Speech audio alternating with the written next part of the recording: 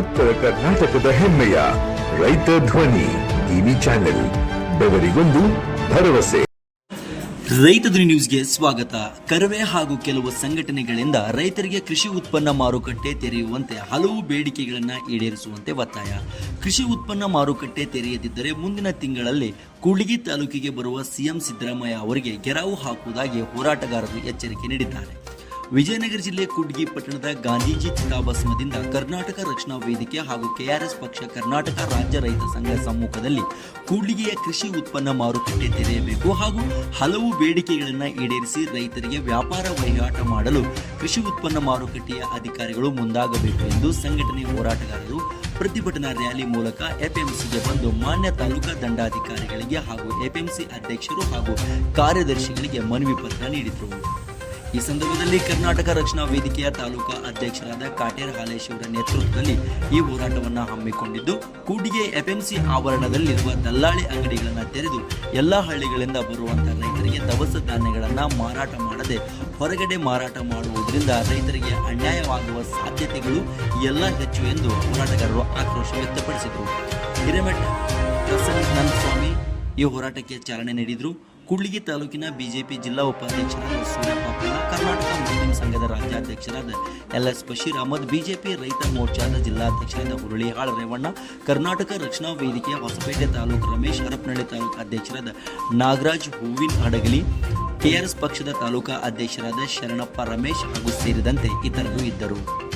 Loss ಆಗುತ್ತೆ. ನಾವು ಅದನ್ನ ಲಾಸ್ ಆಗ ರೈತ ಅನ್ಯಾಯ ಕತ್ತಿಗೆ ಬಾಡಿಗೆ ಹೋಗ್ಬೇಕಂದ್ರೆ 1000 ರೂಪಾಯಿ ಖರ್ಚಾಗುತ್ತೆ.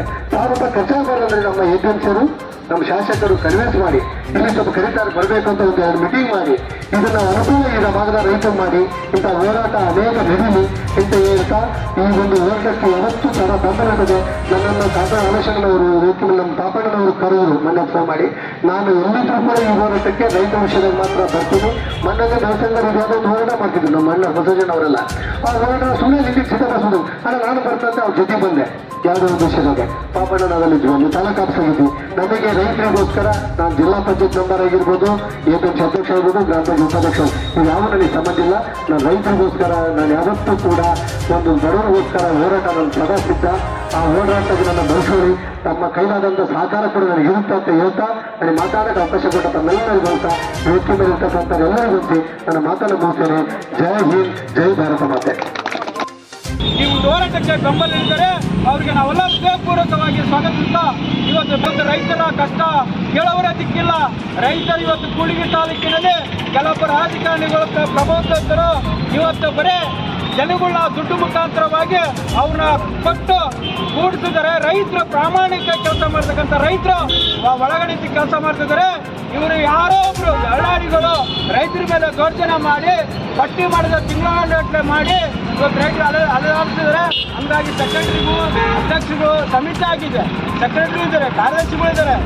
ಅದಕ್ಕೋಸ್ಕರ ಈ ಕೂಡಲೇ ಪ್ರಾರಂಭ ಆಗಬೇಕಂತೇಳಿ ಮತ್ತೊಮ್ಮೆ ನಾವು ಪ್ರತಿಭಟನೆ ಮಾಡ್ತೀವಿ. ಇದೇನಾದರೂ ಪ್ರತಿಭಟನೆಯನ್ನು ತಗೊಳ್ಳೋದಿಲ್ಲ, ಏನಾದರೂ ನಮಗೆ ಸ್ಪಂದನೆ ಮಾಡಲಿದ್ರು ಅಂದರೆ ನಾಳೆ ಮುಂದಿನ ತಿಂಗಳು ಮುಖ್ಯಮಂತ್ರಿಗಳು ನವೆಂಬರ್ 9ನೇ ತಾರೀಕು ಕೂಡ್ಲಿಗಿ ತಾಲೂಕಿಗೆ ಕಾಲಿಡ್ತಾರೆ. ಅವರ ಸಮ್ಮುಖದಲ್ಲಿ ನಮ್ಮ ಕೂಡ್ಲಿಗಿನ ನಮ್ಮ ಸಾನ್ನಿಧ್ಯ ವಹಿಸ್ತಕ್ಕಂಥ ನಮ್ಮ ತಾಲೂಕು ಮುಖಾಂತರ ನಮ್ಮ ರೈತರ ಮುಖಾಂತರ ಅವರಿಗೆ ಪ್ರತಿಭಟನೆ ಮಾಡಿ ಗೆರವಾಗ್ತೀವಿ. ಇದನ್ನು ಎಚ್ಚೆತ್ತುಕೊಂಡು ಸಮಿತಿಯವರು, ಶಾಸಕರಾಗಲಿ ಎಲ್ಲರೂ ಈ ಕೂಡ್ಲಿಗಿ ಅಭಿವೃದ್ಧಿಗೆ ಎಪಿಎಂಸಿ ಮಾರುಕಟ್ಟೆಯನ್ನು ಪ್ರಾರಂಭ ಮಾಡಬೇಕೆಂದು ಮತ್ತೊಮ್ಮೆ ಕೇಳ್ಕೊಳ್ತಾ ಈ ಒಂದು ಕಾರ್ಯಕ್ರಮವನ್ನು